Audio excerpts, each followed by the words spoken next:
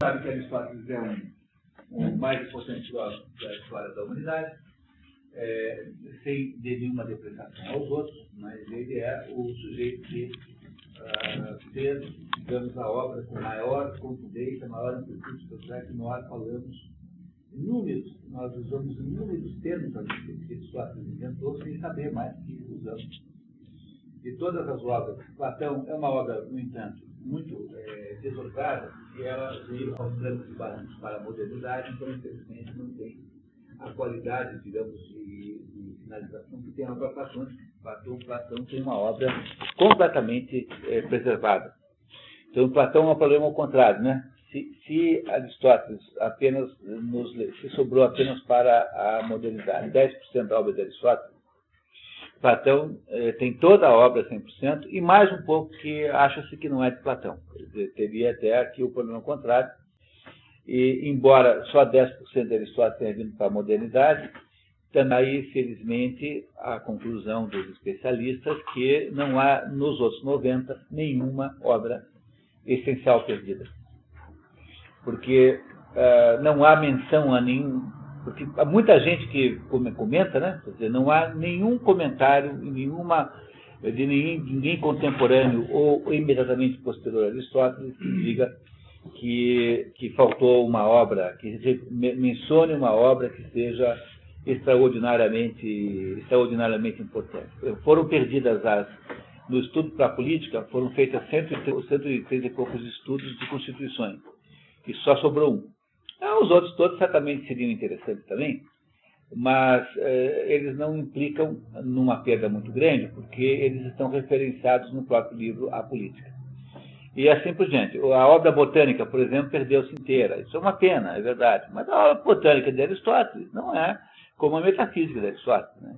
Se tivesse sido o contrário, seria pior, porque a botânica, afinal, a obra científica de Aristóteles, ela é brilhante, extraordinária, mas ela é, por natureza, uma obra menor, porque hoje qualquer botânico sabe mais sobre botânica, qualquer estudante de biologia sabe mais sobre botânica do que Aristóteles sabia.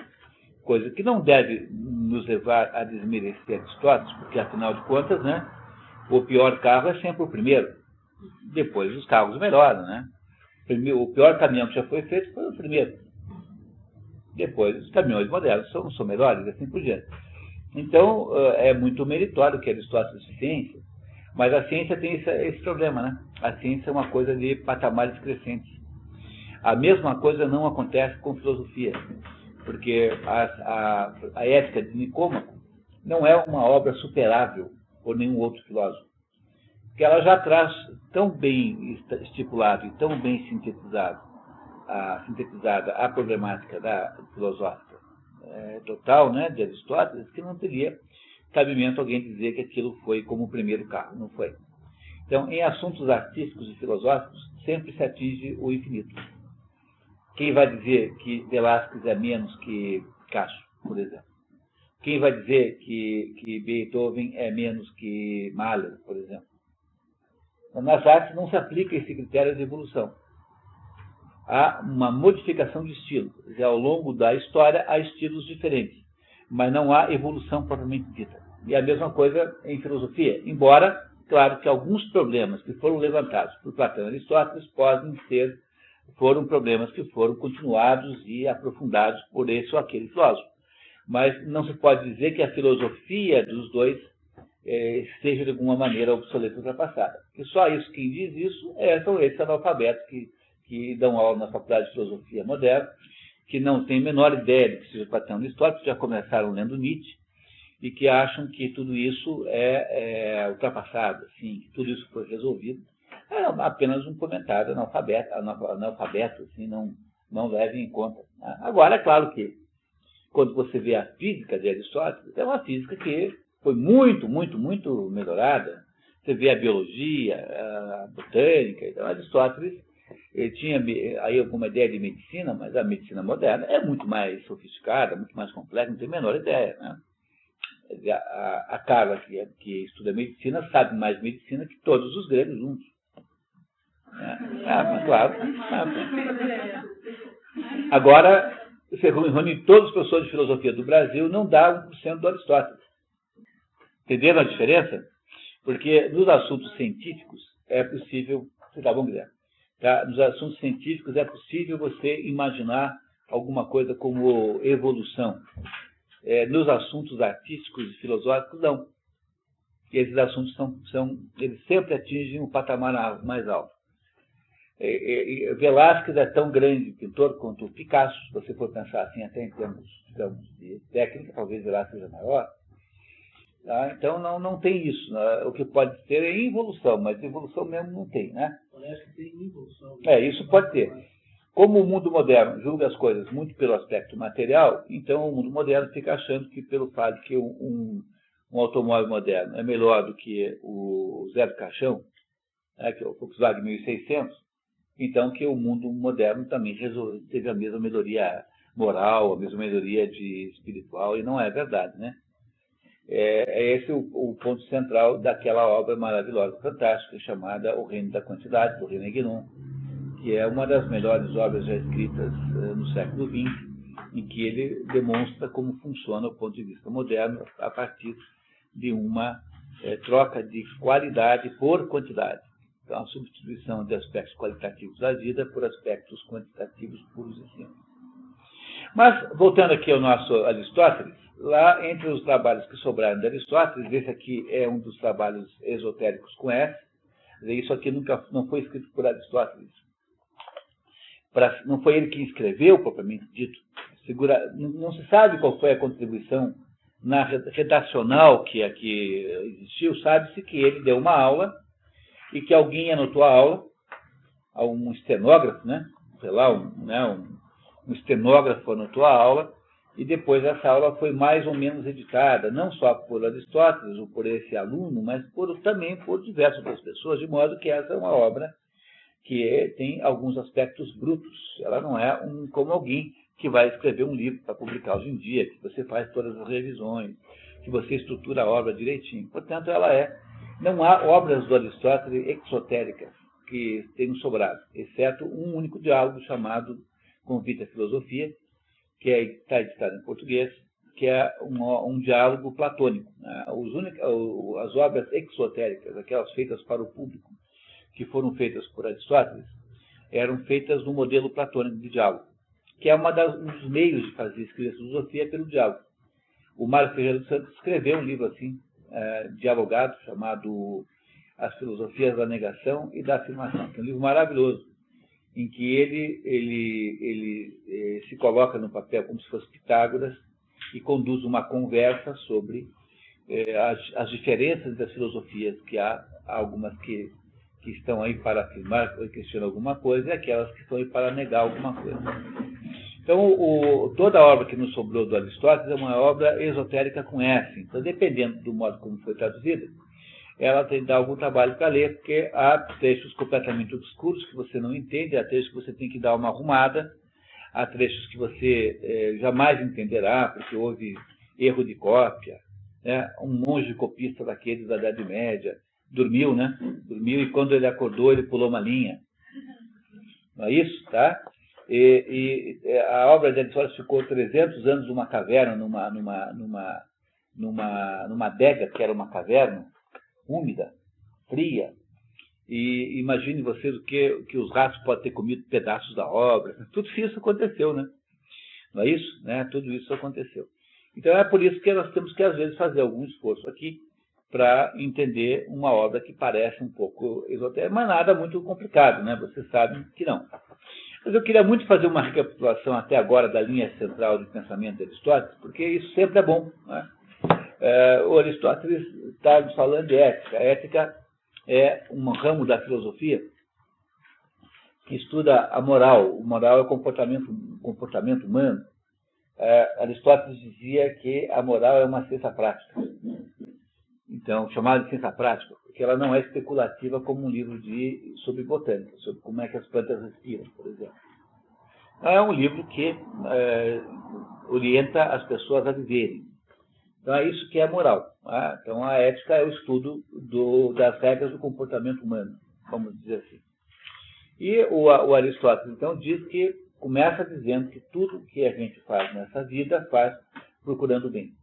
E essa é uma afirmação axiomática, ele não demonstra isso.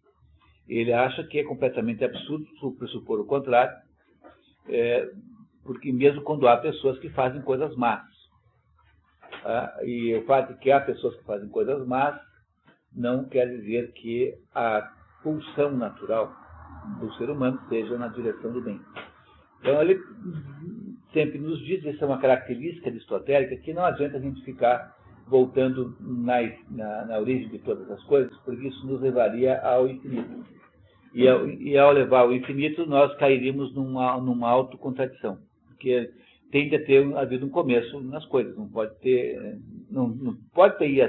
o infinito. Então ele parte desse axioma de que as pessoas tendem para o bem. Mas afinal, o que é um bem? Bem é alguma coisa que nós achamos que estamos procurando quando a gente faz alguma coisa. Só que os bens dividem-se em dois tipos, há os bens finais e os bens intermediários. Então, quando você compra uma passagem de avião, vai para Paris, você não está querendo só passagem de avião, porque se fosse o caso, você gastaria muito menos, pagaria aqui R$300, daria uma volta de teco-teco aqui no aeroporto.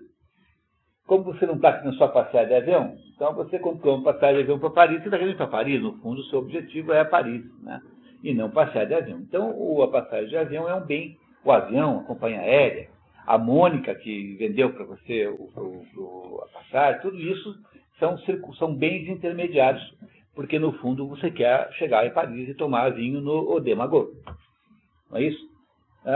Então o problema fundamental é esse. Você, em primeiro lugar, tem que entender que há bens intermediários e bens finais. E é óbvio que o bem que se almeja na vida, que é o bem que orienta a ação humana, não pode ser um bem intermediário, tem que ser um bem final, ou seja, um bem que se quer independente dos outros, quer dizer, o bem final maior de todos. Mas esse bem final também não é uma coisa autoexplicável, porque você só por pode dizer isso, eu não sei que bem final é esse. Eu preciso lembrar que a diferença entre a concepção desse bem final das diversas pessoas. Há pessoas que acham que esse bem final está nos prazeres, está nas sensações agradáveis. Há pessoas que acham que esse bem final está nas honrarias, está no prestígio público. Há pessoas que acham que o bem final está na ação da alma segundo a razão. Então, Aristóteles, com isso, está no fundo, nos dizendo que existem fundamentalmente três, quatro castas, né? Ele nunca fala em casta, mas essas castas estão impressas aí com toda a clareza. Então ele acha que achar que o bem final está nos prazeres acho que é um engano, porque isso é uma coisa meio animalesca. Os animais são assim. Os animais, o seu cachorro passaria o dia inteiro, a coisa que mais quer ver na vida é passar o dia inteiro comendo biscroque e sendo coçado nas costas por você. Você vê uma vida melhor que um cachorro poderia ter? Não, né? Pelo dono. Então, a vida buscando os prazeres é uma vida que tem alguma legitimidade, é a vida da quarta casta. No fundo, é isso que ele está dizendo, ele não usa a situação casta. E que essa vida não é uma vida exatamente humana, porque ela é compartilhada com os animais. Então, ela não pode ser o objetivo da vida humana, porque o objetivo da vida humana teria de ser único. A vida baseada nas honrarias é uma vida falsa também, porque as honrarias são externas, ou seja, as honrarias não são estabelecidas por você mesmo, mas são estabelecidas pelo mundo. E do mesmo modo que o mundo se transforma num herói, no dia seguinte o mundo te chuta e acontece como Alexis Stepanenko, contei para vocês, que na última semana de governo não conseguia nem arrumar um café. Contei essa história para vocês, né? Então o garçom disse para ele assim: mas ministro, o senhor está aqui há 4 anos, não sabe onde é a cozinha ainda? Então as honrarias são completamente falsas, porque o sujeito que abre a porta para você entrar com o seu carro não faz isso porque ele vê algum mérito em você, mas só porque você tem um poder. E, portanto, essa também é uma proposta de vida muito fraca, muito pobre. Ora, há uma terceira proposta de vida que o Aristóteles acha a pior de todas, que é a vida voltada para enriquecer, que é tipicamente a ideia da vida da terceira casta. É por isso também que, na política, ele manda nunca dar o poder para o empresariado. O empresariado não tem condições de ter o poder político. Porque o empresariado, essencialmente, tem uma existência voltada para o enriquecimento. E essa é a vida mais miserável de todas, porque é a vida voltada para a acumulação de bens intermediários. No fundo, o dinheiro que você tem só tem algum valor quando você o troca por um vidro de Chanel número 5. O dinheiro, portanto, é alguma coisa que só tem valor quando você o perde, quando você despede dele. Porque não teria nenhum sentido você morrer e ir para o cemitério tendo 2 bilhões de dólares no banco. Seria completamente inútil, né, como existência de vida. A vida voltada para enriquecer é uma vida bárbara. É uma vida subhumana na visão de Aristóteles. Portanto, se nada dessas coisas é, de fato, o bem maior, aquele que deve orientar as nossas ações, então dizer assim, bom, o bem maior tem que ser alguma coisa que só o ser humano é capaz de fazer. E essa alguma coisa que só o ser humano pode fazer tem que ser factível. Aí, nesse momento, ele faz uma crítica velada a Platão, que acha que há um bem ideal, né, que deve ser lá Rubens, tá? Um bem ideal que deve ser procurado. No entanto, esse bem ideal, sendo um bem ideal e nunca acessível, não pode ser o bem que nós procuramos aqui. Então, logo, para Aristóteles existe fundamentalmente o que é o grande bem, o que é o maior objetivo humano, é a condução da alma segundo a razão, que é aquilo que os seres humanos fazem, só eles fazem. Aí, feito isso, Aristóteles passou para o próximo ponto. Dizer, bom, mas então, para poder entender isso, tem que entender o que é a alma. Então, o que é a alma? A alma humana tem 3 partes. Vocês já perceberam aqui como funciona o método aristotélico. É um método analítico. Ele vai sempre separando em partes. É o método que qualquer pessoa resolve um problema. É o método como os consultores resolvem problemas de empresas, o método como um psicanalista resolve um problema de um paciente, não é isso? Você vai quebrando nos seus pedaços que constituem. E, olha, então a alma tem um pedaço vegetativo, que é aquilo que faz com que a gente exista biologicamente sem que a gente deseje. Esse pedaço nunca nos interessa porque ele é compartilhado com os animais e com as plantas. As plantas e os animais também têm alma vegetativa. Há um segundo pedaço da alma, chamado sensitivo, que é onde estão as emoções, onde estão a movimentação emocional do ser humano. E esse pedaço chamado emoção, tá, onde estão as emoções e as paixões, digamos assim, ele é suscetível de controle pela razão. Tanto é que há pessoas que conseguem controlar a raiva, conseguem controlar a euforia. Como as paixões são controláveis, então ele conclui que a razão exerce sobre esse pedaço da alma um certo controle. E há um terceiro pedaço da alma chamado alma intelectiva, que é onde há a plena realização da razão. Então, ele, desse ponto em diante, nos diz assim, olha, pessoal, então nós vamos primeiro entender esse pedaço da alma chamado sensitivo, porque já que a razão pode operar sobre ele e a razão opera sobre a alma intelectiva, então há naturalmente 2 conjuntos de virtudes que são aquilo que se trata do comportamento humano. Quer dizer, o que o comportamento humano é? É um comportamento, é a condução da alma segundo a razão de modo virtuoso. Do mesmo modo que o melhor guitarrista é o padrão para tocar guitarra, o melhor arquiteto é o padrão para arquitetura, o melhor médico é o padrão para medicina, então deve haver um melhor modo de ser de acordo com cada uma das ações, né, das possibilidades da alma. A alma vegetativa não tem o que fazer, porque ela é animalesca, em última análise, né? Não é animalesca, ela é biológica, porque as plantas também têm. Então, a alma sensitiva gera um conjunto de virtudes. Essas virtudes são as virtudes morais. E as virtudes éticas, né? Ele fala mais ético do que moral, porque aqui há sempre as 2 palavras misturadas. Dá no mesmo. Kratos, em grego, é a mesma coisa que mores, em latim. Mores. E há as virtudes da alma intelectiva. Essas virtudes são chamadas dianoéticas. Dianoéticas. Veja, cuidado, esse dianoético não tem nada a ver com ético. Ético vem de ethos. Ethos é comportamento. Então, as virtudes éticas são as virtudes do comportamento, portanto, da alma sensitiva. E dianoético vem de dia-nus. Nus é espírito. Tá? Então, esse noético é de nous, que é espírito em grego. Então, dianoético significa as virtudes do espírito. Então, não são palavras irmãs essas. Ético e dianoético, embora acabem as duas por ético, não são parentes. Entenderam isso? Então, o que o Aristóteles fará de agora em diante? Ele começou já no nosso último encontro, né, quando estivemos aqui com ele, começou a nos falar das virtudes da alma sensitiva, ou seja, as virtudes éticas.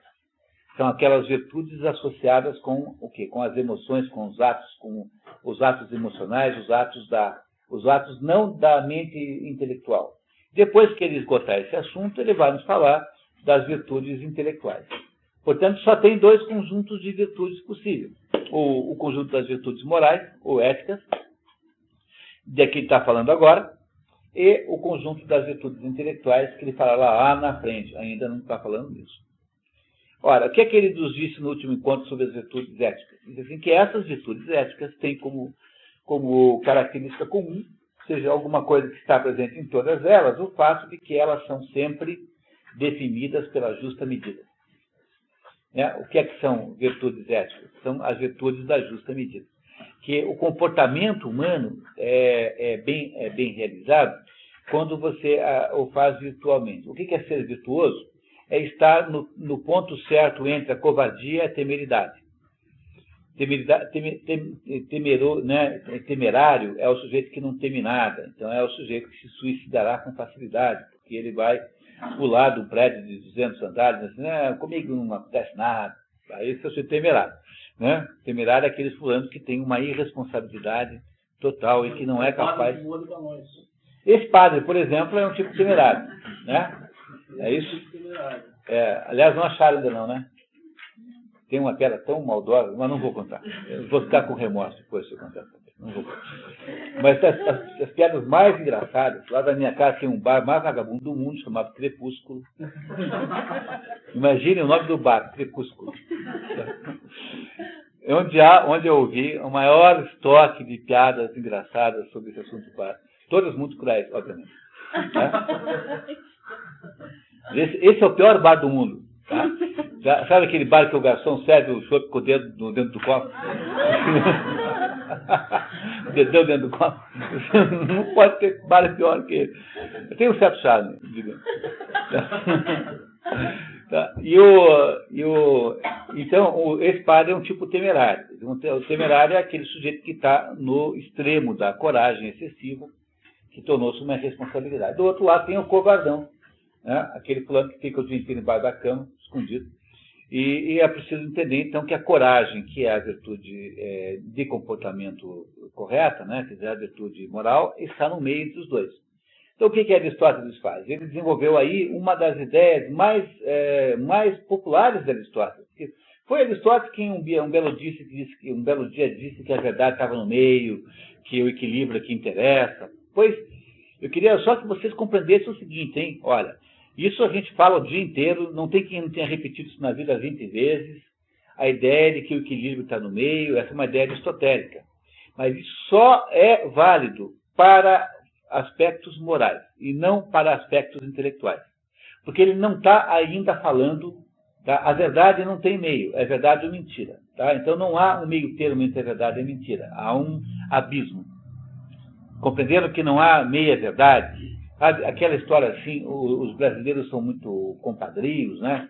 Gostam desse compadrio, então os brasileiros gostam de dizer, tem uma briga, não, cada um tem razão. Entendeu? Daí tenta ver se faz uma divisão mais ou menos da razão, para ninguém achar que perdeu a discussão. Mas isso não é, quem faz isso não está sendo aristotélico, está sendo burro, está sendo bobo. Não é ser aristotélico, não é ser isso, tá? Então, o conceito de mediania, né, que é o conceito de justa medida, né, o meio justo aristotélico, só se aplica a questões morais, ou seja, a comportamentos ligados às emoções. Aí vocês lembram que vocês receberam no último encontro, se um de vocês não esteve, nem lembro se alguém aqui faltou. Você faltou, Sandra? Então, faltei com a Patrícia, a sua costa. Você recebeu? Tá, muito bem. Eu não tenho nada que eu consiga pensar que você não tenha pensado antes de mim. Né? E aí, então, essa lista aí, por exemplo, é uma lista que eu mais ou menos adaptei dos dois livros, Porque nós não temos aqui a Ética Eudêmica, que é um livro que nunca é lido, porque ele é como se fosse um rascunho desse aqui, embora tenha uma outra parte diferente. Então, aí que eu adaptei, mostrando que as virtudes estão entre dois extremos. Né? Então, é uma coisa difícil fazer isso, sabe? Esse exercício que Aristóteles fez é difícil de fazer. Tanto é em que, em alguns momentos, ele não sabe como chamar, porque não há expressões na língua para determinadas situações extremas. É aí que nós chegamos, tá? Compreenderam isso? Então, lembra que ele bifurcou a questão da virtude? Porque se o objetivo humano é conduzir a alma segundo a razão, de modo virtuoso, ele tem que está nos dizendo que ele está preocupado. A alma tem três pedaços. Um não interessa, que é o pedaço, digamos, vegetativo, que ele é como se fosse assim uma função biológica sobre a que nós não controlamos. Aí, os dois pedaços onde há controle é o pedaço da alma sensitiva, que é o que gera as emoções, né? As paixões, digamos assim, que é o que ele está nos ensinando a dizer, que aí só se conserta isso, só se consegue viver bem nisso, se você for capaz de achar o justo meio. Mas as virtudes dianoéticas, que são as virtudes intelectuais, essas não são atingíveis pelo justo meio, porque essas são de uma outra natureza, que ele nos explicará lá pelo capítulo 6 ou 7, mais ou menos, desse livro. Está bem feito o resumo, pessoal? Todos entendendo agora? Se você entendeu o que eu falei, você entendeu o livro agora. É claro que durante esse percurso todo há vários problemas, né? Por exemplo, nós pegamos Aristóteles com vários problemas insolúveis que ele não conseguiu resolver, mas é assim mesmo, tá? Não há modo de você acertar em todas. A possibilidade de compreensão humana é sempre limitada. Bom, alguém lembra da página em que nós paramos? Quase no final do capítulo 2, né? Página 8.2, no item 8, não é isso? Então nós vamos terminar esse capítulozinho aqui e vamos já partir para o próximo.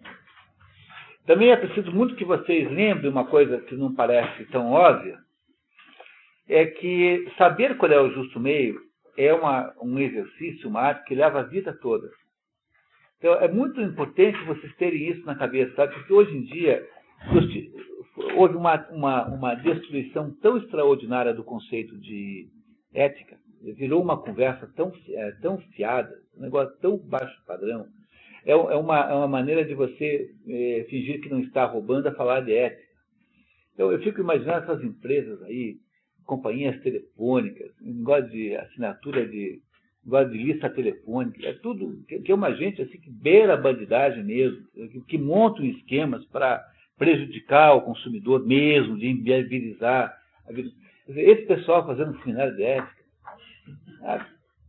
é tudo meio bandido, assim, na prática, no fundo é assim. Mas para vender produtos, né? Você compreendeu que ética virou uma espécie de coisa que você usa para acusar o teu adversário? Ética virou um xingamento que você usa para xingar os outros. Fulano não tem ética, isso não sei. No fundo, essa expressão foi completamente destruída.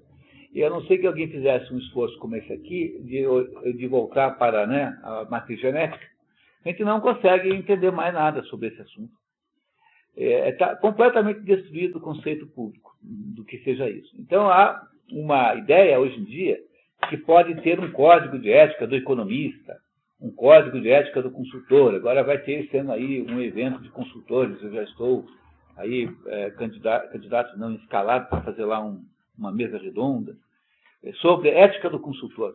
Mas, meu Deus, o que eu vou dizer numa coisa dessa? É um público de consultores, né? Eu digo, pessoal, não tem ética de consultor nenhum, tem a ética humana. A ética humana. A ética de consultor não tem, quer dizer, não tem ética de consultor. Sabe, não tem sistema de calçar sapato de médico e sistema de calçar sapato de deputado. É o mesmo sistema. Então, não tem a dimensão sapatológica é a mesma, seja qual for a profissão do sujeito. Entendeu? Compreenderam isso, que a dimensão sapatológica é a mesma? Mas como, no fundo, só se está querendo fazer um pequeno trabalho de apenas uma conversa corporativa, não sei o quê, então a ética do consultor é assim, não faça mais barato que o seu vizinho. Pô, mas o que é isso? Entenderam? Entendeu? O que se imagina que seja a ética do consultor? sejam uma combinação de preço. Aí você diz assim, o código de ética da profissão. Então, por exemplo, se você trocar de contador, o contador novo não pode cobrar menos que o anterior, porque o CRC não deixa.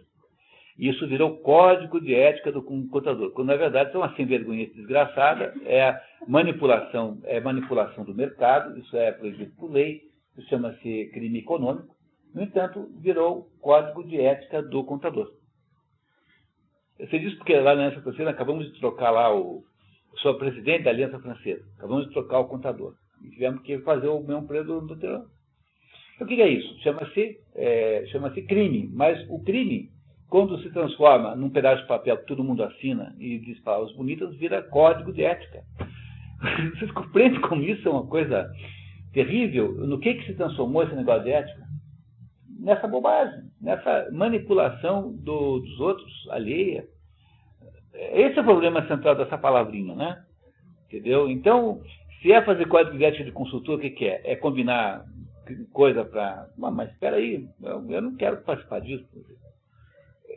Não tem nada a ver com isso.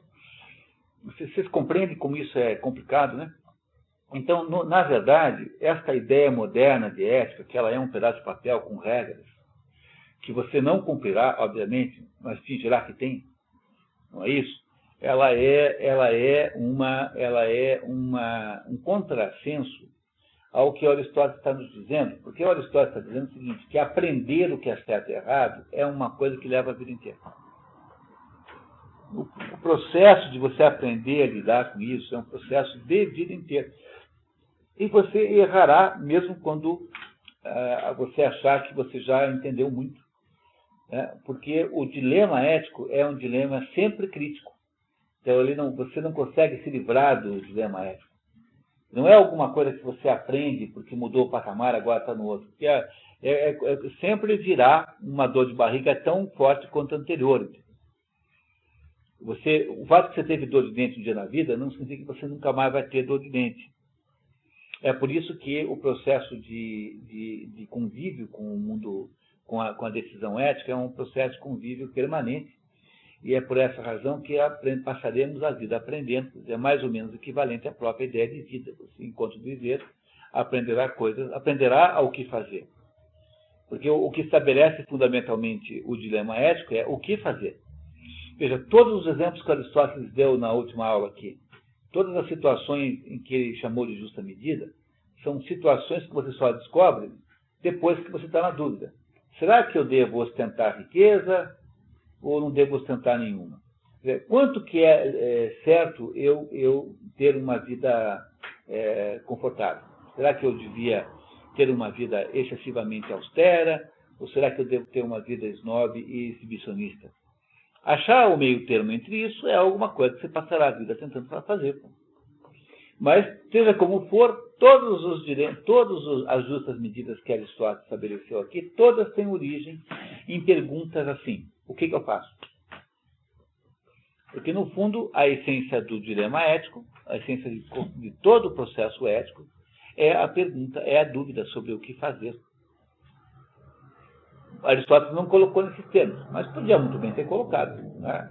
Esses termos são absolutamente compatíveis com aquilo que ele está nos dizendo aqui. E a resposta estaria sempre na alma? A resposta a gente não necessariamente sabe. Porque se soubéssemos o que fazer, nós teríamos perdido o status humano. Os animais sabem o que fazer. Então, o animal nunca tem dilema ético, porque ele tem uma programação. Ele faz aquilo que está programado. Como nós não temos assim, é que tem toda a tragédia humana. Então, a tragédia humana é que a gente não sabe o que fazer. Bom, se você não sabe o que fazer, né? Você não sabe o que fazer. Então, você pode lançar mão de digamos, código externo de ética. Mas esse código externo só tem sentido se ele for um recurso que você usará para orientar o seu dilema interno. Você nunca deve imaginar que códigos morais são alguma coisa que entram de fora para dentro. Então, você primeiro tem que estabelecer o tribunal. O tribunal interno é aquilo que manda sempre. É ele que está, antes de mais nada, em questão. Então, quando esse tribunal, quando você está completamente sem saber o que fazer, então você pode dizer assim, bom, então, já que eu sou cristão, eu vou pegar e vou perguntar assim, o que o cristianismo acha que eu devia fazer? Se você for budista, vai dizer assim, bom, então o que o budismo diz para eu fazer? Para isso é que existem códigos externos, que é para ajudar você quando você não sabe o que fazer. Porque a maioria das decisões você sabe, não tem problema maior, né? O problema das decisões éticas é que quase sempre elas são pautadas pelo tempo. Então você não sabe, põe o meu filho no colégio militar ou não põe? Bom, você não sabe se é bom ou não. Você vai saber isso daqui a 20 anos. Não é isso? Tá? Essa é uma decisão que você não sabe, porque ela irá apenas se manifestar no final de 20 anos. E todas as decisões éticas verdadeiramente complicadas, que aquelas, por exemplo, denuncio ou não denuncio um roubo na empresa do qual participou um dos meus melhores amigos. Não é uma situação difícil de decidir? Você tem uma lealdade para com a empresa e tem uma amizade. Então, como é que você sai dessa agora? Não é? Quer dizer, a vida, de volta e meia, traz uma situação dessa, que você não consegue impedir de ter. Claro, daí você pode usar aqueles 3 métodos que eu sempre digo para vocês que existem, de não ter que decidir. Quer dizer, a escapatória humana, né, que é inútil, mas é tentada, tem 3 métodos. O primeiro é você dizer que você não precisa fazer o que devia ser certo, porque para você existe um código especial que só você e Napoleão têm, e que, portanto, as pessoas especialíssimas, como você, não precisam fazer o que os outros mortais fazem. Então, esse aí é o Raskolnikov do Crime e Castigo. A personagem literária que exemplifica essa atitude é o Raskolnikov. Tá? A segunda opção é você dizer assim, não, é que não sou eu que estou nessa situação aqui de decidir, é um outro. Então, eu não sou eu. Quem conta para você como funciona essa maneira de pensar, esse é o Dr. Jekyll e o Mr. Hyde. Compreenderam? Quer dizer, você está na dúvida ou na dúvida se você vai se drogar. Então, puxa, será que eu me drogo ou não drogo? Não tem uma moral nisso? Então, como é que você faz para resolver? Para não resolver, né? Você finge que quem está tomando droga não é você, é o Mr. Hyde. E o que era o Mr. Hyde? Era o Dr. Jekyll que se transformava em Mr. Hyde para cair na gandaia de noite. A historinha do Stevenson, né? O livrinho do Stevenson. Era um médico, né, respeitável, londrino, que à noite virava o Mr. Hyde e ia lá para o Gallagher dançar. Não é exatamente assim, né? Mas é um equivalente moderno. Assim. Então, como é que ele pode fazer isso? Como é que ele faz isso? Como é que ele vence o dilema? Ele não vence, ele finge que ele não é ele. Com esse negócio de Second Life, por exemplo, isso é uma tendência que se aprofunda no ser humano. Tudo é possível contanto que você invente uma segunda identidade, que não é você. E o terceiro jeito de escapar do dilema ético é você dizer assim, sabe uma coisa? Todo esse dilema é um falso dilema. Na verdade, é apenas uma coisa que a sociedade está me impondo e que não tem importância nenhuma. Esse é o Merceau do Estrangeiro, que é a personagem mais próxima dessa atitude. Então, entenderam como as 3 saídas que o sujeito inventa para escapar do dilema ético? Todas elas falsas, né? Nenhuma delas vai dar certo, mas é o jeito como você escapa de ter que passar pela dor de tomar a decisão, que você não sabe qual tomar. Como você não sabe qual tomar, você pode até dizer, viu, Mônica, que intuitivamente você sabe. Então. Tá? No fundo, pode ser até que intuitivamente você saiba, né? Mas não dá para garantir que seja assim. É por isso que parece que o processo de escolha ética é um processo que tomará todo o espaço da sua vida. Todo o espaço da sua vida será gasto com a necessidade de escolher bem. Então, como é que pode ter ética do não sei o quê, ética do outro lá?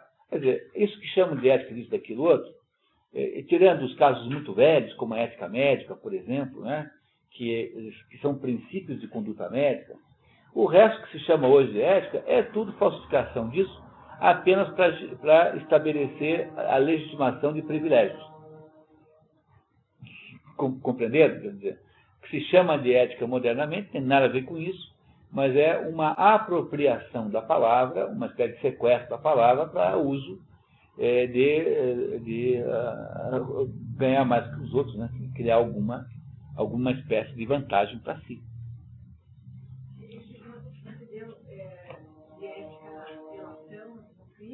Mas também, muitas vezes, né, na época da guerra, na guerra mundial, na Alemanha, delatar a presença de judeus, crime não, acobertar. Uma outra visão, quem escondeu e não denunciou, também estava praticando uma conduta antiética. Antiética? Não, ilegal, né? Não antiética, ilegal. Não, ilegal, porque aí você terá sempre... O Aristóteles acha que o maior de todas as virtudes humanas é a justiça. Então é que ele dedicará um capítulo inteiro à justiça desse livro aqui. Né? Então, a justiça nem sempre coincide com a lei. Né? É isso? São coisas que são iguais. Então, o sujeito que está lá, o Schindler, tem lá uma família de judeus lá escondida no porão. Então, fica no dilema ético. Será que eu denuncio ou será que eu não denuncio? A lei manda denunciar, mas humanitariamente você não devia fazer isso. O problema é que ele tem que tomar uma decisão. Então, como é que ele resolve isso? Ele pergunta assim: Deus, o que eu faço? Me ajude a decidir isso, porque eu não sei o que fazer. Deus vai dizer: não denuncie. Mas se você não denunciar, você está automaticamente sujeita à sanção da lei. E é o que aconteceu com Sócrates, por exemplo. Então, a morte de Sócrates é um exemplo de que, frequentemente, há uma incompatibilidade entre a lei do céu e a lei da terra. E é por isso que esse é o tema do livro Antígona. Antígona é isso, né? E essa incompatibilidade é absolutamente insolúvel. Não há o que você possa fazer para resolver isso, porque essa incompatibilidade é crônica. Ela sempre acontecerá, porque não é possível construir um sistema de justiça perfeito na Terra. E se você quiser entender esse assunto, leia um livro maravilhoso chamado O Processo Maurícios, do Jacob Wasserman, que é um livro que você acha em sebo com muita facilidade, muito barato. Só tem em sebo, mas é muito barato, porque acho que foi editado aí por alguma promoção de jornal, tem uns montes. Chama-se O Processo Maurícios, de Jacob Wasserman. É a história de um fulano chamado... Tem um menino de uns 16, 17 anos, chamado Edsel Andergast. Esse Edsel Andergast descobre, filho de um juiz, descobre que o pai dele havia cometido um erro judicial. Por causa disso, o tal do Maurícios tinha sido preso. E ele fica furioso com aquilo, escandalizado. O pai tem uma atitude meio indiferente, né? Aquele fato, né? E aí o menino foge de casa e vai para Berlim atrás do verdadeiro culpado. Vai fazer uma investigação pessoal. Tinha uma série de pistas, né? E a hora que o pai descobre que o guri fugiu de casa, embora ele soubesse onde estava, porque ele deixou, dizendo que tinha ido para Berlim, né? Mas a Berlim é grande, né? Então ele deixa o menino fazer isso. O menino pegou dinheiro emprestado da avó, mãe do pai, né? E aí o velho juiz Andergast vai lá e revê o caso e consegue um indulto para o Maurícios. Aí, finalmente, o guri reaparece com o culpado, né, com o nome do culpado, tinha uma fulana de tal lá, e o pai comunica: olha, foi indultado. Ele fica furioso, porque o indulto implica em que houve crime que foi perdoado. Entenderam a ideia do indulto? O indulto não inocenta ninguém. O indulto é um perdão por um crime que foi feito. Então, o Edson queria que o pai não indultasse, que o pai inocentasse. Compreenderam a diferença? Eu não vou contar o resto do livro, que vocês vão ler. Mas o que esse menino quer fazer é que haja uma justiça perfeita na Terra, e isso não é possível. Como não é possível haver justiça perfeita, então haverá sempre uma incompatibilidade entre a justiça do céu e a justiça da Terra. E é por essa razão que, às vezes, nós seremos vítimas dessa diferença, dessa incompatibilidade. E isso é mais ou menos adequado e faz sentido dentro do quê? Dentro da imperfeição do mundo. Porque o mundo em que nós vivemos não pode ser perfeito de jeito nenhum, porque se ele fosse perfeito, ele deixaria de existir automaticamente. Porque se Deus fizesse o mundo perfeito tanto quanto ele é perfeito, esse mundo não se diferenciaria de Deus, logo não existiria. A condição para que o mundo exista é que ele seja imperfeito. Essa é uma condição lógica, não é uma condição de vontade. Não é Deus que tem vontade de fazer isso. Deus não pode fazer um mundo perfeito. Vocês compreendem? Porque Deus não pode cancelar a lógica. Então, o mundo que Deus... Por exemplo, Deus pode intervir nos males do mundo? Pode. Pode intervir no mal aqui, no mal acolá e no outro lá. Mas se Deus interviesse em todos os males, Deus, na hora que fizesse isso, ele explodiria, o mundo desapareceria como por encanto. Porque nessa hora o mundo teria se transformado nele mesmo. Portanto, não poderia continuar existindo. Então, esse é o problema central. Então, como esse mundo é imperfeito, e nós somos também imperfeitos, nós podemos, no entanto, não podemos ser perfeitos, mas nós podemos praticar atos perfeitos. E isso é fundamental aqui nesse assunto de ética. Então, você pode tomar uma decisão em determinado assunto que é perfeito. Atos específicos isolados. Mas você não pode produzir uma existência perfeita, porque isso não é possível. Vocês entendem que isso é a explicação para essa gente que fica aí reclamando, achando que Deus é mau, incompetente, porque fez o mundo e que tem esse e aquele mal? Mas não poderia ser diferente? O preço que nós pagamos para existir é vivermos dentro de uma determinada imperfeição. O preço que a nossa existência paga é existir imperfeitamente. Não poderemos existir perfeitamente.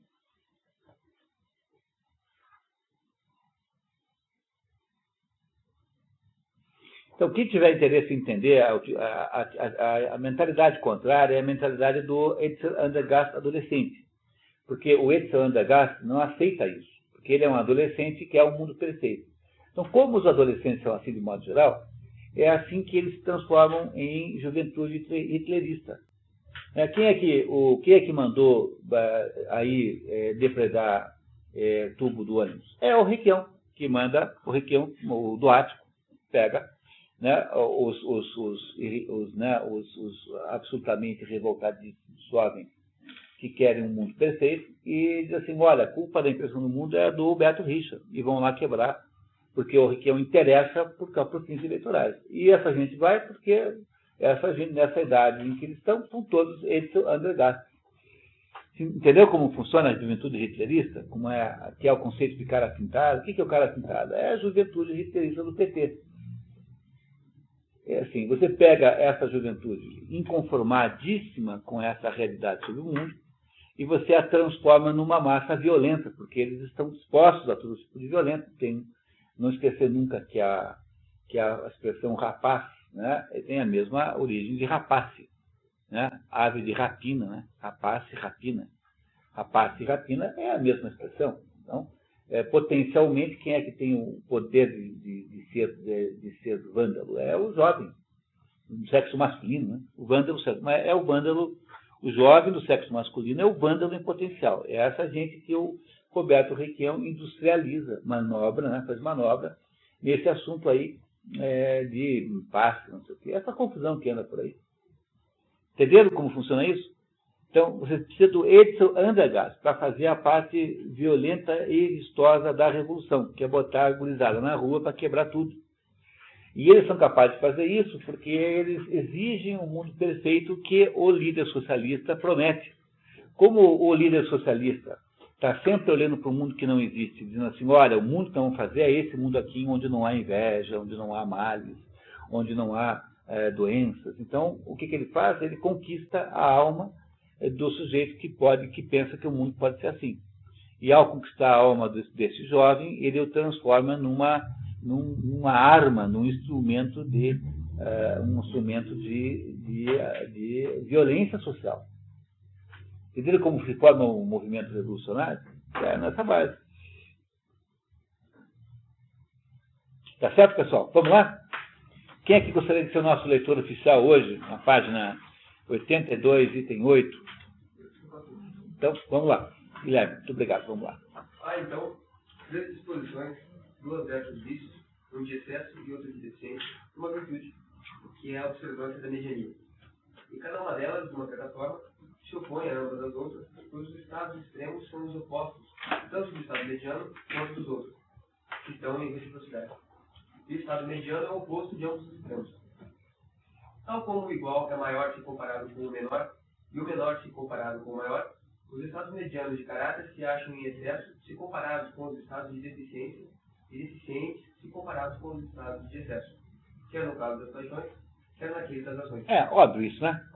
Então o meio parece mais do que a ponta negativa para baixo e parece menos do que a ponta do excesso para cima. Isso é uma dessas coisas que o pessoal não entende. Já estava um desses presidentes dos Estados Unidos dizendo que tinha conseguido lá uma estatística sobre educação nos Estados Unidos e que achou um absurdo que metade dos alunos estivesse abaixo da média.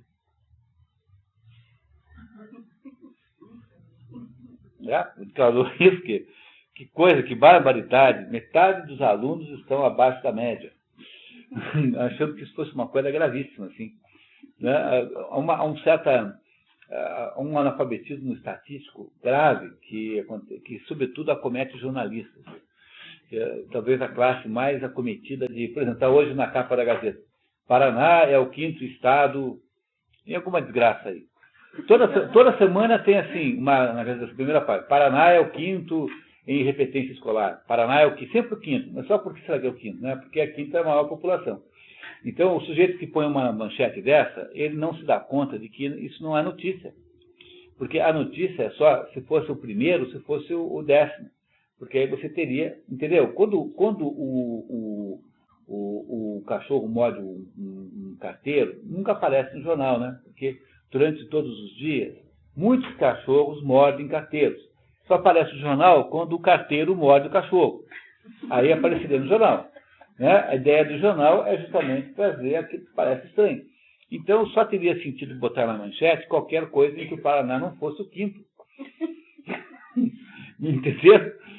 Mas toda semana tem uma. 5º em repetência, mas é uma coisa impressionante, é sempre o 5º. Por que será? E o jornalista que botou isso na capa da Gazeta, ele acha que isso tem relevância jornalística. Mas é exatamente como o presidente americano que acha estranhíssimo que metade fica abaixo da média. Porque ele não entende o conceito de média. Então ele pensa que pode ser possível metade não ser abaixo da média. Entendeu? Ele não domina o conceito de média, porque toda média fica metade para cima e metade para baixo. Porque é essa ideia matemática, aritmética da média. Entenderam isso? Então, o problema, essa doença chamada analfabetismo estatístico, é uma doença que acomete os jornalistas da Gazeta do Povo, em especial, aparentemente. Né? Compreende que não adianta dizer que o Paraná é 5º, isso, naquilo, 5º, naquilo outro. Isso não é notícia. Né? Muito bem, continuando. Por exemplo, o homem corajoso parece temerário em contraste com o homem covarde, se comparado ao homem temerário. Analogamente, um homem moderado parece desregrado comparado a um homem sensível ao prazer e à dor, mas insensível quando comparado a um desregrado. E um indivíduo generoso parece pródigo se comparado a um indivíduo mesquinho, e mesquinho se comparado a um indivíduo que seja pródigo. Todo mundo sabe essa experiência, entendeu? Por exemplo, uma vez com os amigos fizemos uma ideia de montar uma empresa chamada, uma empresa de autoestima, que é assim, você se acha gordo, então você vai alugar, passar o dia inteiro com o sujeito que é realmente gordo. Então você aluga um gordo para passar com você o dia inteiro, aí você vê como você é magro, como você come pouco. Então, se você se acha burro, você vai passar o dia inteiro com o sujeito que é realmente burro, para você ver como você é um gênio. Entendeu? Então eu imaginei até que pudesse haver pessoas que alugariam 4 ou 5 ao mesmo tempo, as pessoas com a autoestima mais baixa, né? Para passar o dia inteiro, né, tendo contraste. Né? É isso. Então, assim, eu me achava louco. Daí um dia eu descobri que o César Lattes, né? O César Lattes, aquele físico, ele foi visto num trem na Europa, lendo um livro, e ele então lia a página do livro, E quando terminava de ler a página, ele arrancava e jogava a página pela janela. Aí ele continuava na segunda página. Ele lia a página e jogava. Quer dizer, depois que eu vi o César Lattes fazendo isso, eu fiquei me achando menos louco do que ele, entendeu? Se alguém mais louco que você. Quer dizer, assim, você se acha glutão, pô, você não sabe o que o fulano come. Olha só. Entendeu? Compreenderam isso que ele está dizendo, que há aqui uma relatividade essencial nisso, o que não quer dizer que não haja uma justa mediania. Tá? Sempre haverá uma justa mediania. Né? Continuamos. Consequentemente, cada caráter extremo tenta empurrar o caráter mediano rumo a um outro extremo. Um covarde qualifica um homem corajoso e temerário, e um homem temerário classifica como um covarde, e correspondentemente nos demais casos.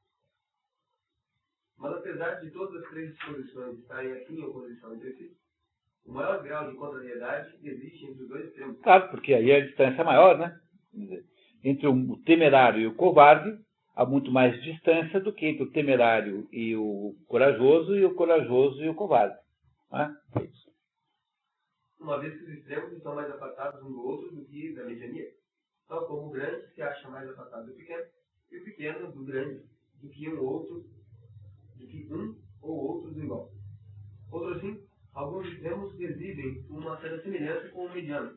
Por exemplo, a temeridade se assemelha à coragem, a prodigalidade se assemelha à generosidade, ao passo que os extremos exibem a maior das semelhanças entre si. Mas são coisas afastadas do máximo entre si, que os lógicos definem como contrários, de modo que quanto mais afastadas são as coisas, mais contrárias elas são. E em alguns casos a deficiência, em outros o excesso, se opõem mais à mediania. Por exemplo, a covardia, que é um vício da deficiência... É falta de coragem, né? Deficiência porque é falta de... opõe-se mais à coragem do que à temeridade, que é um vício do excesso. Mas o desligamento, o excesso de paixão, se opõe mais à temperança do que o faz à insensibilidade, ou falta de paixão, o que é o resultado de uma de duas causas. Uma dessas surge da própria coisa. Devido ao fato de um extremo estar mais próximo da mediania e a essa assemelhar-se mais, este não é considerado, mas sim um extremo contrário como oposto da mediania. Por exemplo, pelo fato de a temeridade parecer assemelhar-se à coragem mais do que a covardia, estar mais próxima dela, consideramos a covardia e não a temeridade como o contrário da coragem, pois se pensa que os extremos estão mais afastados da mediania e são mais contrários. Essa então é uma causa que se origina da própria coisa. Quanto à outra causa, sua origem se encontra em nós. As coisas das quais nós próprios, por nossa natureza, estamos mais inclinados, parecem mais contrárias à mediania. Por exemplo, somos por nossa natureza mais inclinados ao prazer, razão pela qual estamos predispostos ao desligramento, mais do que ao decoro. Não é necessário. Não. Classificamos como contrários à mediania, mas sim as coisas, ou estados, aos quais estamos mais propensos a nos desviar, de sorte que o desligamento, o excesso, constitui mais particularmente o contrário da temperança.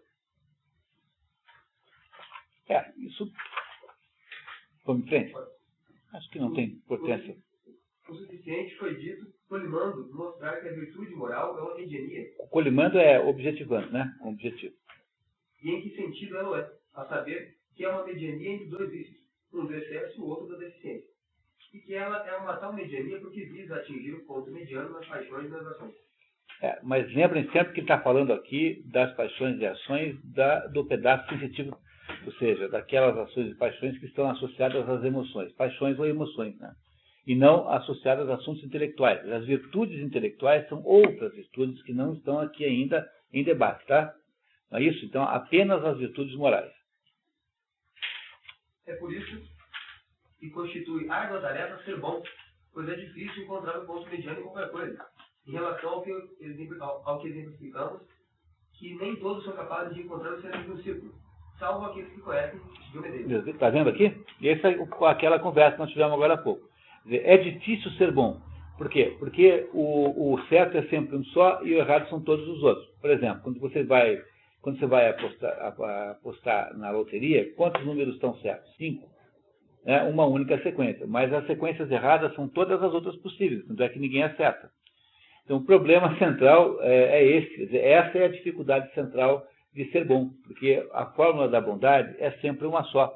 Você tem sempre uma fórmula só que é boa. E as outras são todas más de alguma maneira, né? Porque se afastam dessa boa de algum modo. Então, é por isso que o aprendizado do comportamento é um aprendizado do melhor comportamento, da virtude ética, moral, é um aprendizado que leva a vida inteira. Nunca deixa de aprender. O que ele acabou de nos contar aqui, tá? Igualmente, qualquer um pode tornar-se irado, que é fácil, como também o é dar e dar dinheiro. Porém, fazer a pessoa certa, da maneira certa, na medida certa, perdão, na ocasião certa, com o objetivo certo e da maneira certa, isso não constitui capacidade de todos e não é fácil. Daí ser raro, louvável e nobre a realização apropriada dessas coisas. Mas é fácil você dizer que não gasta dinheiro nenhum, você não dá nenhum centavo para ninguém, e é muito fácil passar o dia distribuindo dinheiro. Agora, difícil é saber, por exemplo, pega o caso de um filho, concreto de um filho. Tá? Então, pega uma postura errada, não dá dinheiro nenhum. A mesada é igual a zero. Não é isso? Tá? Aí eu tive um amigo que fazia assim, ele criou um sistema de pontos. Então, toda vez que a criança fazia o negócio certo, ele ganhava uns pontos lá, e se atingisse um certo quantidade de pontos, ganhava a mesada. É uma maneira de tentar resolver o problema. Né? Só que ele era desonesto, ele, quando estava quase de ganhar, ele mudava o critério para ter que ter mais pontos para aí fazer exatamente o contrário, tá vendo? Ele era um sádico. Mas, agora, veja, uma coisa é você dar para o seu filho todo o dinheiro do mundo que ele quiser, isso é fácil. Parece assim até bacana. Então, um jovem assim vai ser aquele sujeito que vai bater o carro todas as noites. Né? Não é assim? Não tem gente assim? Tem, pô, eu conheço vários, você deve conhecer gente assim. E outro lado está o fulano que não dá nenhuma opção, 0, 0, 0, 0, obrigando o filho a partir do zero. Como é que você faz para dar a mesada com sabedoria para o seu filho? Dar um dinheiro para um filho com sabedoria. É isso que ele está dizendo, que isso é algum ponto intermediário entre esses dois extremos, entre o não dar nada, que é, digamos, a sovinice, e a extroinice, que é dar tudo. Se você der o dinheiro fácil, você vai deseducar o seu filho, vai fazer um mal a ele. Ele vai crescer com a ideia de que ele tem acesso a uma ilimitação de recursos, que o mundo está a seu serviço, ele será uma criança perpétua. Se você não der nada a ele, você está negando um apoio fundamental para a pessoa poder viver. Então, qual que é o jeito de fazer no meio? Pois é, ninguém tem uma fórmula boa para essa, né? Não é isso? Tem sistema de pontos aí. Eu acho um pouco horripilante isso. Me repugna uma coisa dessa. Acho assim que é uma coisa muito esquemática, assim, parece, né, horrível uma coisa dessa, sendo bem, né? Manipuladora, né? Horroroso. Como é que você estabelece, por exemplo, os pesos? O que vale 5 pontos? Tomar banho. Mas tomou banho e não lavou a orelha, daí ganha 4. Entendeu? Como é que... Não escovar os dentes, aí escovou os dentes é 2 pontos a 3, quanto é, entendeu? Compreendeu que não é fácil fazer uma coisa dessa? A sabedoria que você vai obter na vida é uma sabedoria de entender como funciona essa justa medida, esse justo meio aí, que não dá para fazer, não se sabe automaticamente. Tem que saber como fazer. Não é isso? Tá? Então, como é que você briga com o filho? Então, tem vários problemas. Falei para vocês que já contei para vocês que quando você vai ameaçar a criança, tem uma tecnologia de ameaçar a criança. Que você tem que ameaçar a criança com uma coisa tão horripilante, tão horrorosa, tão incrivelmente medonha, que a criança saiba de antemão que você não vai fazer nada daquilo. Entendeu? Assim, eu vou pegar você, vou passar uma moto niveladora por cima de você, e depois vou pegar tudo, que aqueles pedacinhos todos, vou empanar e vou fazer um jantar para as corujas.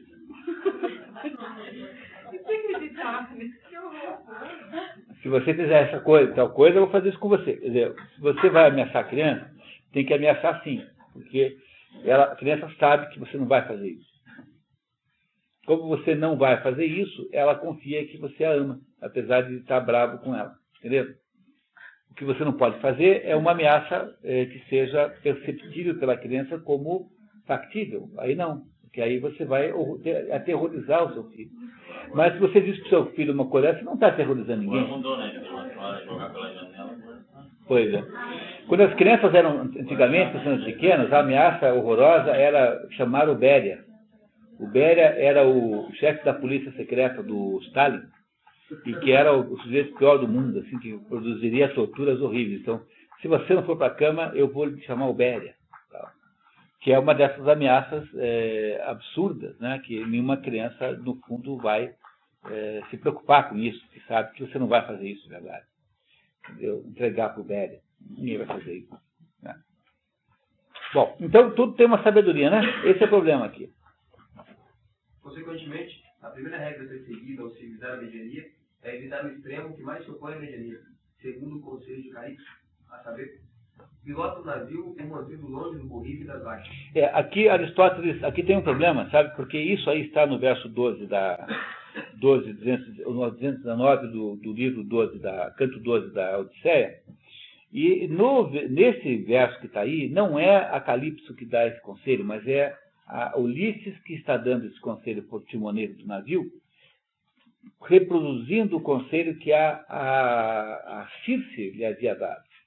E é uma coisa muito interessante que haja essa diferença, porque ou de duas uma, ou Aristóteles errou e citou errado, né? Citou de cabeça aqui e citou mal, então aqui estaria errada a citação de Aristóteles, ou então, de alguma maneira, e o que parece ser mais provável, na época de Aristóteles, a numeração, né? A composição dos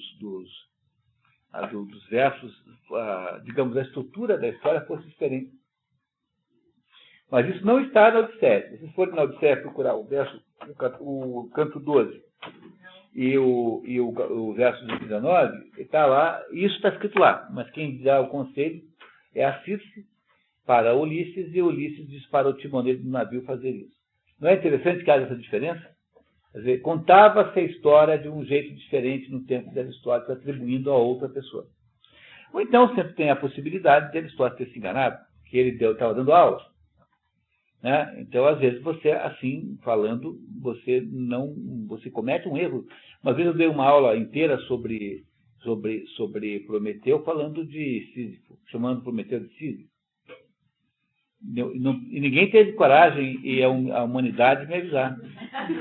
Nem a minha própria irmã fez isso. Nem a minha namorada fez isso. Todos sabiam. Claro que sabiam, mas ficaram lá rindo, se divertindo de mim. Tá? Ficaram lá se divertindo com o palhaço lá falando uma coisa e deu outra. Certamente foi essa a razão. Mas vocês compreenderam que isso pode acontecer com quem dando uma aula? Então, essa afirmação aqui está confusa. Mas existe isso com outra história. Então, o que ele disse aqui é aquilo que ele disse na página anterior, parecia um pouquinho confuso, é a mesma coisa que ele está repetindo agora. Quer dizer, entre esses dois extremos, tem um sempre que se parece mais, por exemplo, entre a temeridade e a covardia, qual que parece mais com a coragem? Entendeu? Entendeu o que ele quis dizer na página anterior? Que quando você tem a temeridade e a covardia como extremos da coragem no meio, qual desses dois extremos parece mais com a coragem? A temeridade. Porque é muito mais fácil a gente achar que o sujeito é corajoso do que um que foi lá e se atirou do prédio, né? Do que um que se escondeu embaixo da cama. Não é isso? Então ele está dizendo que quando a gente... Como é que é difícil de resolver? Porque existe essa desproporção. E ele está dizendo, então, fique mais perto daquele, se você vai fazer algum excesso, fique mais perto daquele que parece ser mais parecido com a minha comédia. Você acabou de dizer aqui.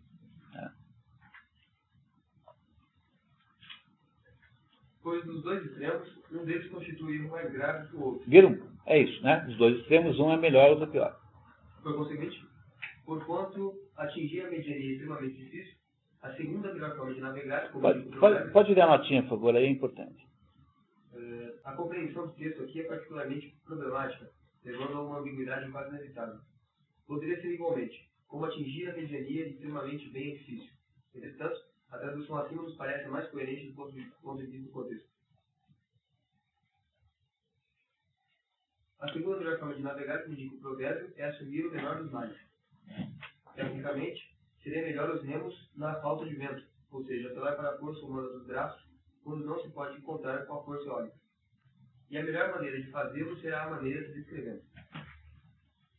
A segunda regra consiste em observar a quais erros nós mesmos estamos mais propensos, visto que, por natureza, diferentes indivíduos tendem a diferentes erros, e descobriremos quais são atentando para o prazer ou dor que experimentamos.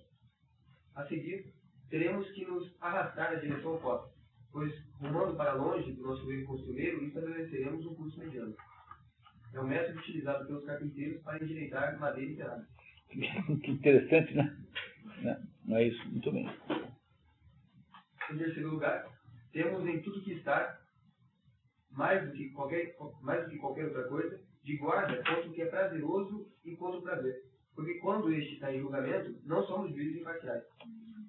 O procedimento correto é, portanto, encarar o prazer como os anciões do povo encaravam Helena, e empregar ou repetir o discurso que dirigiram a ela em todas as ocasiões. Pois se assim o descartamos, teremos menos probabilidade de nos extraviar.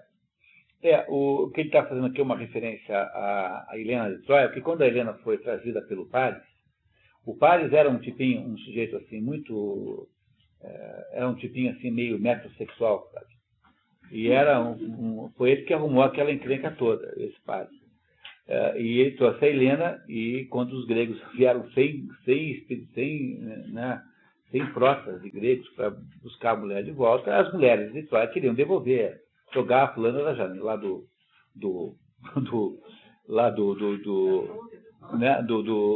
da murada, né, abaixo, né? Porque qual seria o sentido, né? Os homens é que não quiseram. E os homens estavam tão absolutamente fascinados com a beleza da Helena que não foram capazes de fazer isso.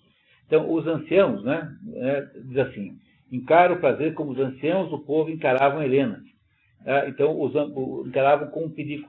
Né? Achavam que ela havia um perigo para os nossos filhos. Essa é a expressão da Ilíada. Ela representa um perigo para os nossos filhos. Mas os jovens, né, os que mandavam, não toparam a ideia de devolver. E depois deu tudo que deu, né? Aquela confusão toda com toda a morte e destruição que aquilo gerou. Então aí que está o problema, que ele está dizendo aqui para nós que os prazeres funcionam como uma mulher muito bonita, que é uma tentação irresistível. É preciso ter uma atitude de cuidado com isso. Essas são, em síntese, as precauções que nos capacitarão da melhor forma a atingir a mediania. Mas não há dúvida de que se trata de difícil tarefa, especialmente em casos particulares. Por exemplo, não é fácil determinar de que maneira, com quais pessoas, com qual tipo de fundamentos e por quanto tempo se deve estar irado. E com efeito, por vezes louvamos homens que erram do lado da deficiência nessa matéria e os qualificamos de brancos. E por vezes, aqueles que não demoram a ficar irados e os classificamos de viris.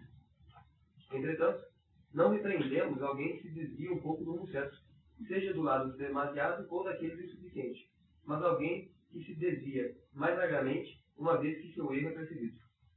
Entretanto, em que grau e quão seriamente deve alguém errar para ser repreendido, não é algo fácil de ser determinado pela razão, pois, efetivamente, não é fácil definir nenhum objeto da percepção e as questões de grau dependem de circunstâncias particulares, a decisão ficando a cargo da percepção. Assim, o que se mostra claro é que a disposição mediana em cada setor da conduta é louvável, embora devamos por vezes nos inclinar para o excesso e por vezes para a deficiência, uma vez ser este o modo mais fácil de atingir a mediania e o rumo correto. Entenderam o que ele falou aqui? Que coisa extraordinária e muito importante. Ele falou assim, olha, como é muito difícil saber qual é a justa medida, o ponto no meio, então o que interessa no fundo é você estar o tempo todo tentando encontrar. Quer dizer, a disposição para o meio, que é isso que é a vida humana.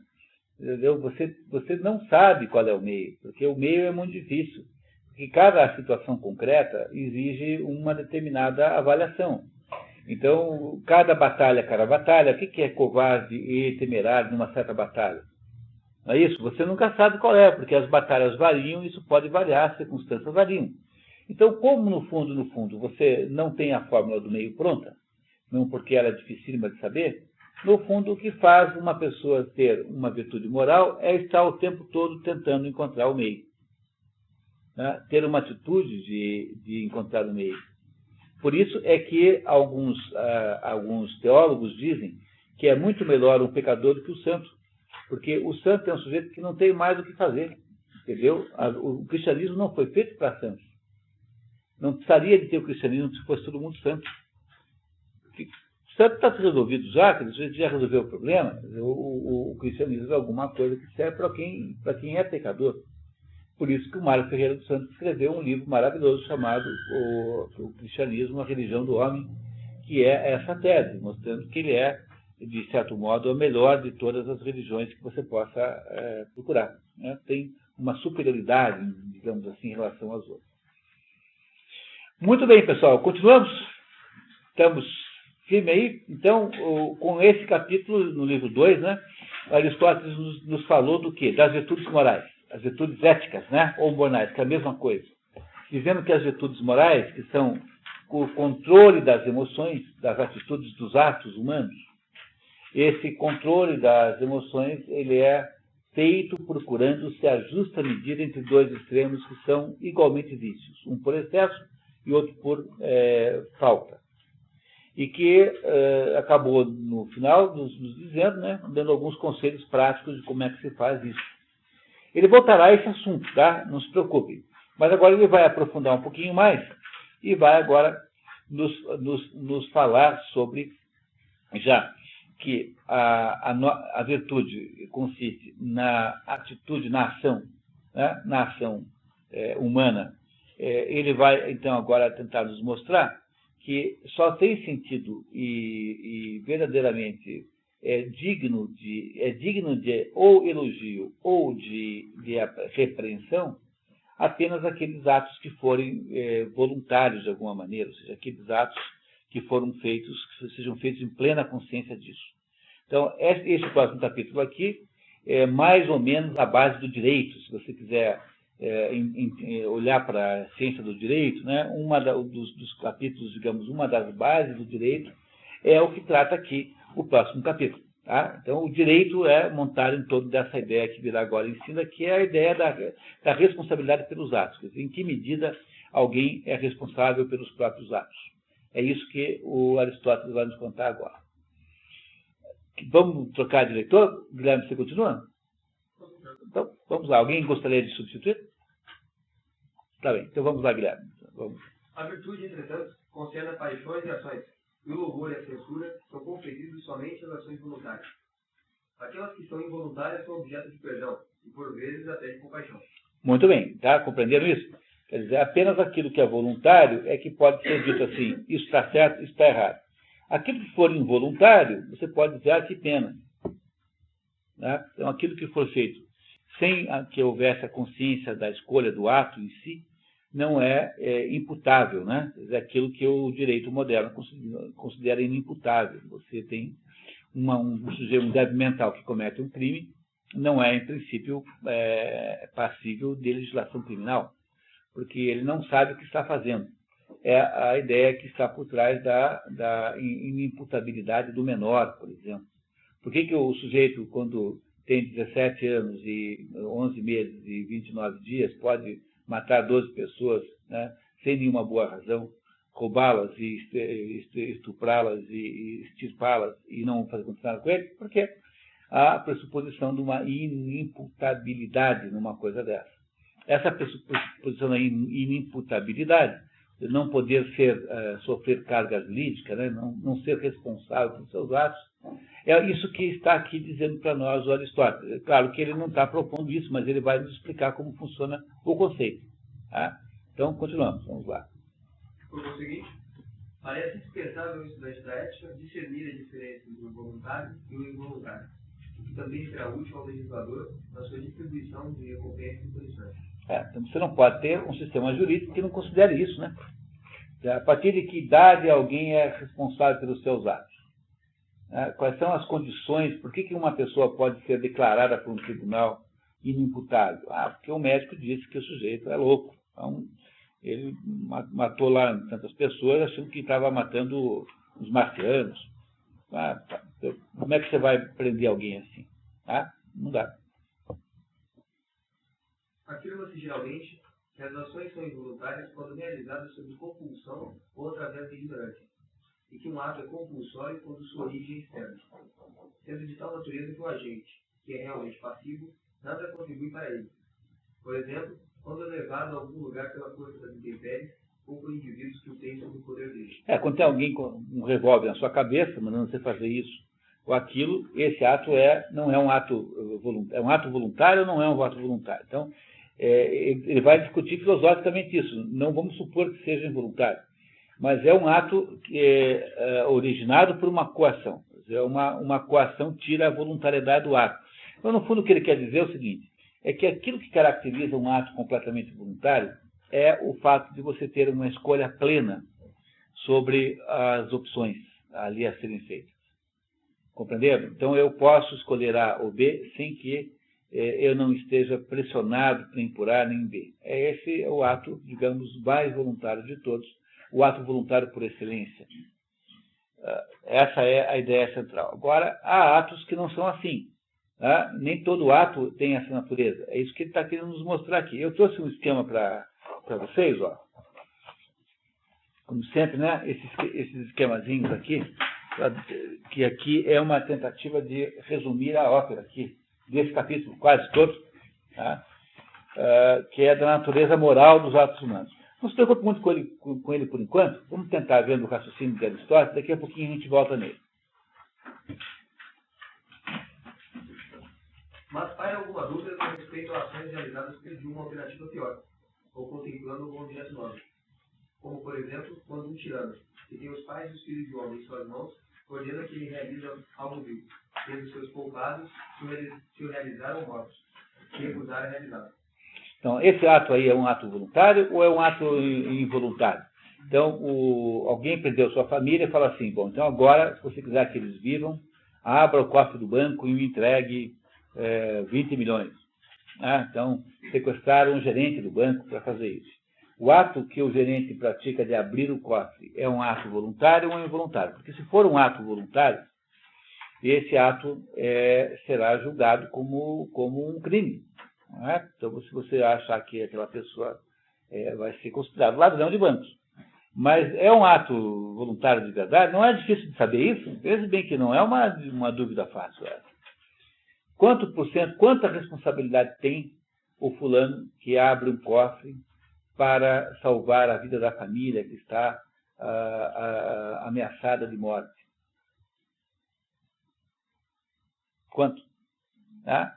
Pense bem quantas pessoas na vida não fizeram isso, por exemplo, nas guerras, isso aconteceu o tempo todo. É capturado o refém, né? Tem um refém. O refém está lá ameaçado de morte. O que você faz? Você cede às exigências dos sequestradores ou você sacrifica a vida dos reféns? Não é um dilema moral extraordinário? Quer dizer, quanto este ato que você praticará foi ou não foi voluntário? É isso que ele está perguntando. E não é fácil de saber essa resposta. Quer ver como ele vai nos mostrar várias matizes diferentes disso? Está aberto ao debate se tais ações são voluntárias ou involuntárias. Um caso que guarda alguma semelhança com esse ocorre quando, durante uma tempestade no mar, joga-se a carga ao mesmo. Fora dessas circunstâncias, ninguém voluntariamente se livra de seus bens, o que faria, contudo, qualquer homem sensato para salvar a própria vida e a de seus companheiros no navio. Atos dessa espécie são, portanto, vistos ou compostos. Todavia, aproximam-se mais da classe dos... Está dizendo que são atos voluntários. Tá? O ato, mesmo quando você está pressionado por uma circunstância externa, como, por exemplo, alguém que tem que ou diminuir a carga ou afundar, não é isso? Ou diminuir a carga ou afunda. Então, há uma pressão externa que é a tempestade. Então, o ato de diminuir a carga continua sendo um ato que você tomou deliberadamente, portanto, ele é voluntário.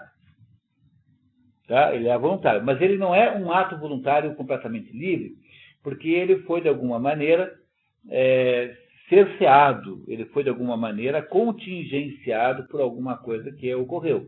Do mesmo modo que o ato de abrir o cofre foi circunstanciado por uma força que o influenciou, mas o ato de abrir o cofre continua sendo um ato voluntário. Eu não sei se vocês compreendem que isso é uma coisa, não que não tenha atenuante, entendeu? Pode ter atenuante, mas ele está querendo, no fundo, aqui, dizer que há uma responsabilidade, no final das contas, do agente do ato, né? O agente, portanto, do ato. O agente que age, né? protagonista do ato, no fundo, será sempre responsabilizado por ele. Vamos ver como é que ele explica isso. Vamos ver. Todavia, aproximam-se mais da classe dos voluntários, pois no efetivo momento em que são realizados, são eleitos ou queridos. E a finalidade ou motivo de um ato varia segundo a ocasião, de sorte que os termos voluntário e involuntário deveriam ser empregados com referência ao momento da ação. Agora, a ação real dos casos em pauta é realizada voluntariamente, pois a origem do movimento das partes do corpo que atuam como instrumentos do ato reside no agente. É você que abre com a sua mão, com a sua chave. Né? E quando a origem de uma ação encontra-se em si mesma, está no poder de alguém realizá-la ou não. Você pode abrir ou não, porque só você sabe o código. Né? Então você, no fundo, pode dizer eu também não abro. Por isso é que é voluntário. Compreenderam que é voluntário? Porque o ato de fazê-lo é o ato que pertence a você. Ele é um ato voluntário sob constrangimento. É outra coisa, mas continua sendo um ato voluntário. Compreenderam que ele está querendo... ele não abre mão da responsabilidade pelo ato, a responsabilidade humana pelo ato real que o ser humano produz? Tais atos são, portanto, voluntários, embora talvez involuntários independentemente das circunstâncias, pois ninguém optaria por realizar qualquer dessas ações em si e para si mesmo. Voluntários, mas eles são, de certo modo, involuntários. Depois a gente vai entender por quê. Tá? Então, tem nesse ato sob coerção um componente misto. Ele é um ato misto que tem um componente voluntário e um componente involuntário. Compreenderam como ele está raciocinando? Porque seria uma absurdidade você transformar a pessoa numa pessoa autônoma, como se ela tivesse tirado uma chave apenas. Não, ela poderia não ter aberto o copo. Na Divina Comédia, tem um episódio que os que fizeram a Divina Comédia comigo vão lembrar certamente, muito interessante, em que tem um dos 7 céus, dos mais baixos, estão as pessoas que traíram seus votos. Então, quem é, por exemplo? É o caso, por exemplo, de uma moça que está lá nesse lugar, em que ela foi raptada pelo irmão, ela estava no convento, ela queria ser freira. Mas aí o irmão, que queria casar lá com outro fulano, porque ele tinha interesse político na aliança, e o outro lá queria casar com ela, então ele foi lá, raptou-a uma noite, levou-a na marra para a igreja, casou a irmã na marra com o outro lá. Então, essa mulher foi quando ela morreu, ela foi para o céu mais baixo. E aí Dante pergunta assim, mas, pergunta para Beatriz, né, que era quem o conduzia céu acima, né? Mas Beatriz, se ela foi obrigada a ir, se ela não, por que ela não vai para o céu mais alto? Por que ela não no céu baixo? Se ela foi obrigada na marra, ela não pôde resistir à coerção. Aí a Beatriz explica assim, não, é porque depois que ela casou, ela sempre poderia ter voltado. Quer dizer, ela poderia ter escolhido voltar em algum momento. E esse ato é que a torna responsável pela sua situação. Se ela tivesse sido raptada, né? Ela foi raptada pelo irmão. E tivesse casado na marra. Então, isso não teria importância nenhuma. O problema aí é que depois que ela estava casada, depois que ela não estava mais sob coação, ela não voltou. Ela não exerceu a possibilidade de voltar. Porque no ato do rapto, ela não podia resistir, não tinha opção. Então, você já percebe nisso, né? Não sei se vocês repararam, mas o que caracteriza essa situação de voluntariedade ou não é a capacidade de escolher entre a decisão A ou a decisão B. Não é isso? Essa capacidade de escolher é que caracteriza a voluntariedade do ato. Então, continuamos. Às vezes, realmente, os homens são louvados por ações dessa classe mista, a saber, quando se submetem a algum infortúnio ou sofrimento, como preço de algum objeto grandioso e nobre. Isso embora se o realizarem sem tal motivo sejam censurados, uma vez que é desprezível submeter-se a um grande infortúnio sem proveito algum, ou somente com proveito irrisório. Em certos casos, ademais, tal submissão, embora não seja louvada, é desculpada. quando alguém realiza algo errado por medo de penas que impõem pressões excessivas sobre a natureza humana, as quais ninguém poderia suportar. Por exemplo, alguém que entregou alguém sob, né, que denunciou alguém sob tortura. Um ato como esse é um ato voluntário, mas extremamente coagido. Portanto, nesse caso aqui, a pessoa teria, obviamente, essa culpa seria enormemente atenuada, não é isso? Embora tenha sido um ato voluntário, não foi um ato voluntário pleno. Você não fez uma coisa má em si própria, mas você submeteu-se a um conjunto de coações externas que era irresistível. Então, nesse caso, há a possibilidade do perdão desse ato. Não é isso? Tá? É isso que ele quer dizer. Ele está querendo estabelecer. Se vocês se dão conta que isso aqui é a teoria do direito, no fundo, essa teoria do direito. Um advogado entende isso aqui tudo com a maior facilidade. Né? Continuando. Entretanto, parece haver alguns atos para cuja realização não se pode obrigar alguém, sendo que é preferível submeter-se a mais dolorosas e terríveis mortes a realizá-los. Por exemplo, julgamos visível que a opinião na tese de Eurípides, Pode ler. Eurípides, esposa do rei de Argos, anunciará é subornada ao preço do colar para que convença o marido a participar do ataque dos 7 contra a terra, induzido a fazê-lo e, ao mesmo tempo, convencido de que pereceria nessa expedição, o rei ordenou que seus filhos, entre eles Alcmeon, vingassem sua morte matando Eurípides, e, para obrigá-los a não o desobedecerem, ameaçou-os de invocar os deuses para que padecessem fome e a desdita de não poderem cumprir. Quer dizer, o que Aristóteles acha ridículo que alguém seja coagido com uma ameaça dessa.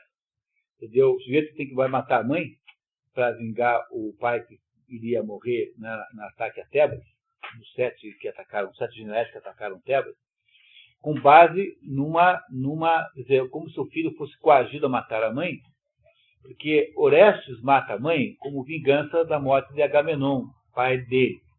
Mas aqui não. Aqui esse fulano vai matar a mãe porque o pai disse que se ele não fizesse isso, ele iria pedir para os deuses que ele passasse fome. Então, Aristóteles acha que essa, de fato, é uma situação muito ridícula mesmo. Que não há aí uma boa razão para você, não há uma coação verdadeiramente forte para que você vá matar sua própria mãe. Entenderam? Entenderam que isso não é uma coação suficiente? Tá? Às vezes essas coações você aceita sentimentalmente. Uma vez um amigo meu queria que fosse dar um curso sobre gerenciamento de tempo no Senac. Eu não sei fazer isso, não vou dar. Não, mas se você não for, eu nunca mais falo com você. Então, tendo em vista essa horrorosa ameaça, essa medonha e horrível ameaça, eu fui lá dar um curso de meia hora sobre gerenciamento de tempo, que era para gerenciar o próprio tempo do curso. Né? Mas compreenderam esse problema? Que às vezes os argumentos para você que de coação são ridículos. Não é isso? São absolutamente ridículos. Continuando.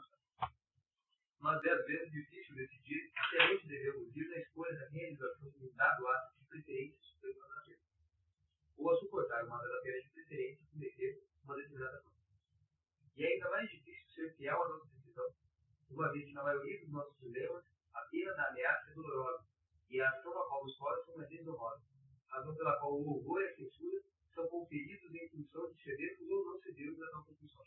Lembre que compulsão aqui nunca é no sentido psicanalítico da palavra, tá? Compulsão aqui é um constrangimento externo, tá? Constrangimento, compulsão é o que é compulsório, que é obrigado, né? Ou seja, aquilo que é obrigado, que obrigam a fazer, mas externo, tá? Então, cuidado com essa palavra compulsão, que ela lembra essas compulsões psicológicas, aí não é esse sentido de compulsão, tá?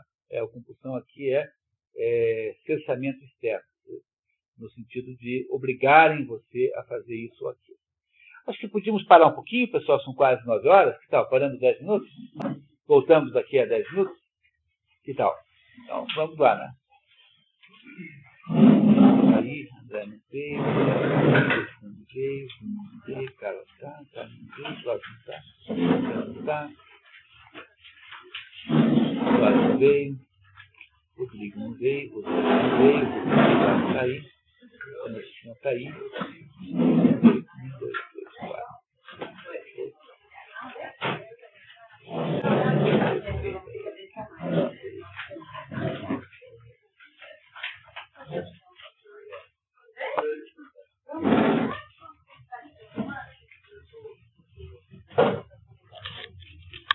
quase uma delícia.